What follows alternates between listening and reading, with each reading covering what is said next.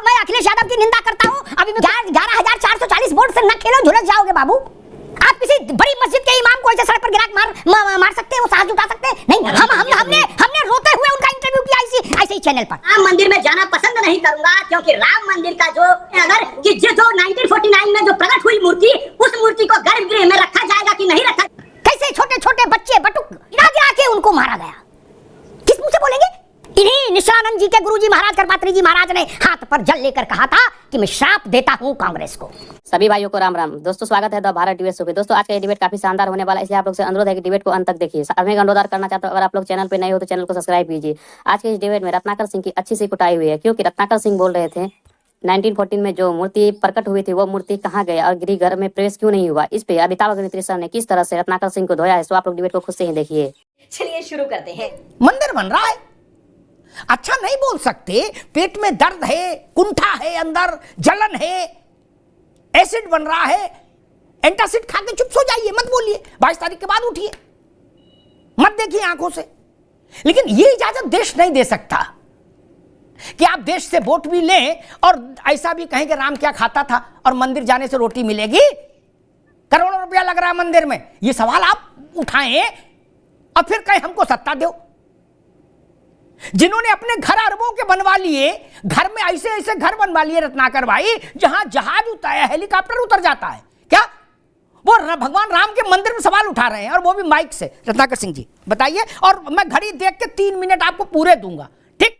चलो भाई कहिए मेरे से। मैं 2 चीज कहूंगा, सिर्फ शंकराचार्य के बारे में जरूर कहूंगा, क्योंकि राम मंदिर से संबंधित है और यह चर्चा बयानबाजी पे ही है। शंकराचार्य निश्चलानंद सरस्वती ने प्रेस कॉन्फ्रेंस करके कहा है कि मैं राम मंदिर में जाना पसंद नहीं करूंगा, क्योंकि राम मंदिर का जो उद्घाटन हो रहा है वो मोदी जी के हाथों हो रहा है, और मैं वहां क्या करूंगा, बैठ करके ताली बजाऊंगा।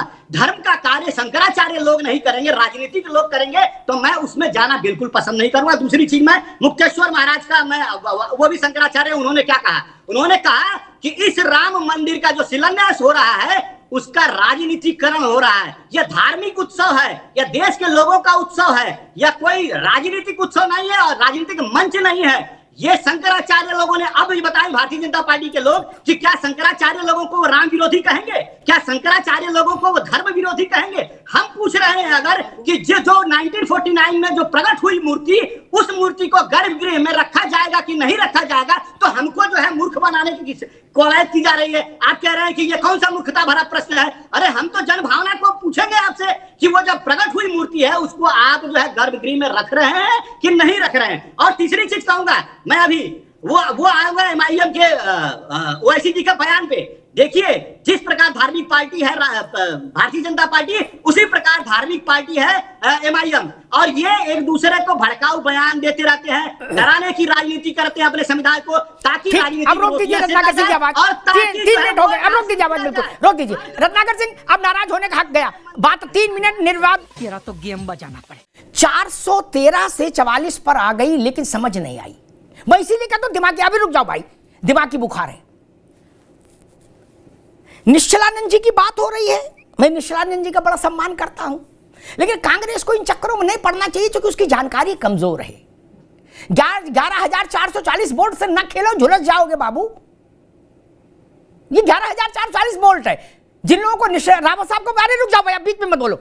रावत साहब को शायद पता हो, निश्चलानंद सरस्वती जी महाराज को दीक्षा दिलाई थी करपात्री जी महाराज ने। कांग्रेस में खड़गे जी को भी नहीं पता होगा ये, ठीक? करपात्री जी महाराज ने, और ये उनके वो शिष्य थे निश्चलानंद जी महाराज, जिन्होंने जब काशी विश्वनाथ में एक दलित गया था, तो करपात्री जी और निश्चलानंद जी दोनों ने कहा था काशी विश्वनाथ का मंदिर अपवित्र हो गया, अब मैं यहां कभी दर्शन नहीं करूंगा। क्या आप सहमत हैं?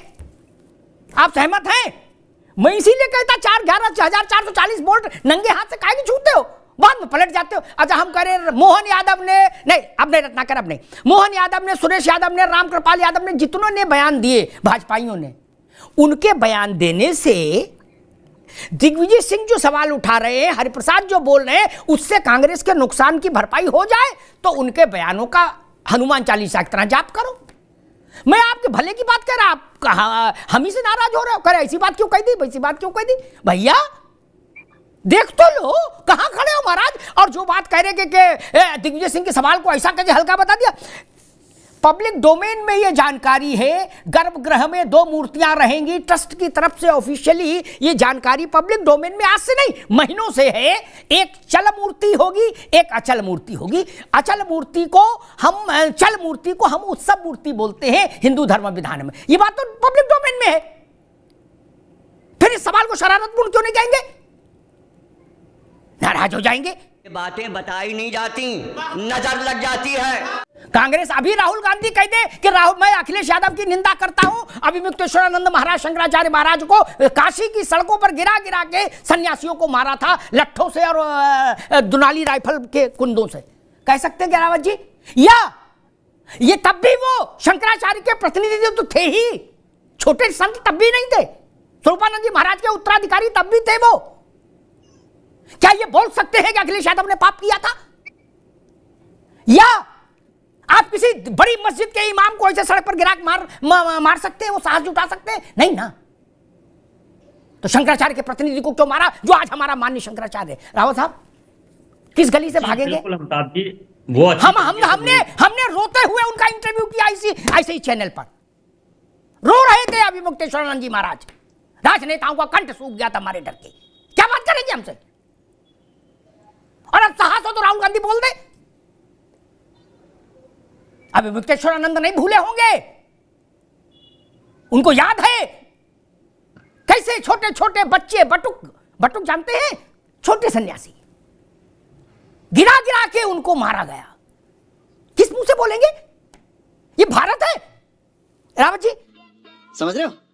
के गुरु जिनके वो शिष्य हैं करपात्री जी महाराज, ब्रह्मलीन करपात्री जी महाराज, जब गोली चलाई गई थी इंदिरा जी के शासन में पार्लियामेंट के गेट नंबर 1 के बाहर से, तो उस समय के जो लोग चश्मदीद हैं उनमें कुछ लोग जीवित हैं, पत्रकार, उन्होंने अपने संस्मरण लिखे हैं कि सड़क पर साधुओं की रक्त रंजित देह कैसे पड़ी थी, लिखा है। और मैं याद दिला दूं कांग्रेस की मेमोरी को, राहुल गांधी की कांग्रेस को, खड़गे जी को शायद याद हो लेकिन राहुल गांधी को नहीं याद होगा, प्रियंका जी को। गोपाष्टमी का दिन था रावत जी, जिस दिन गोली चली थी संतों पर।